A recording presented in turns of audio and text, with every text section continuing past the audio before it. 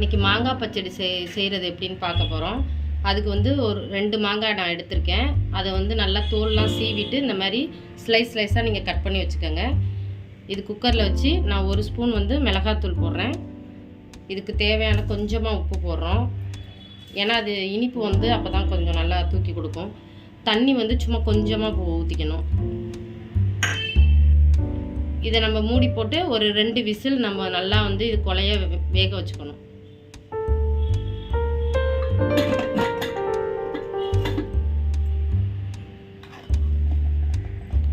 இப்போ இந்த அளவுக்கு நல்லா குழஞ்சிரும்.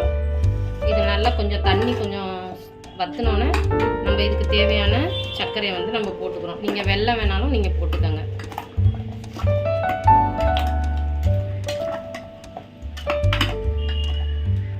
இப்போ நம்ம இதுக்கு வந்து தாளிப்பு கொடுக்குறோம்.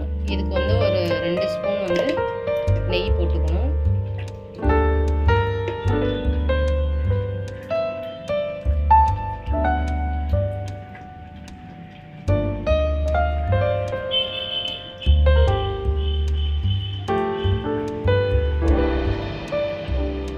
நெய் நல்லா காஞ்சோன்னே இதில் வந்து நம்ம 2 பட்டை, ஒரு 3 கிராம்பு இதை வந்து இதில் போட்டு தாளிப்பு போட்டுருக்கோம். இது வந்து நல்லா டேஸ்ட்டாக இருக்கும். மீதி பேரெல்லாம் வந்து கடுகு போடுவாங்க. நம்ம கடுகு போடாமல் இந்த மாதிரி போட்டோம்னா நல்லா டேஸ்ட்டாக, அந்த நெய்யோட வாசம்லாம் நல்லா டேஸ்ட்டாக இருக்கும். இப்போ வந்து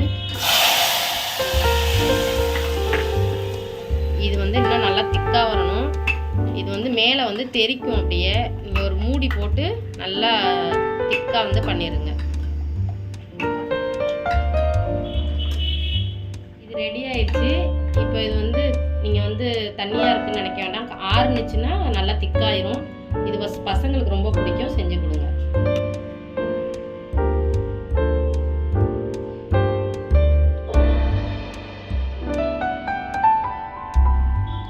மாங்காய் பச்சடி ரெடி ஆயிடுச்சு.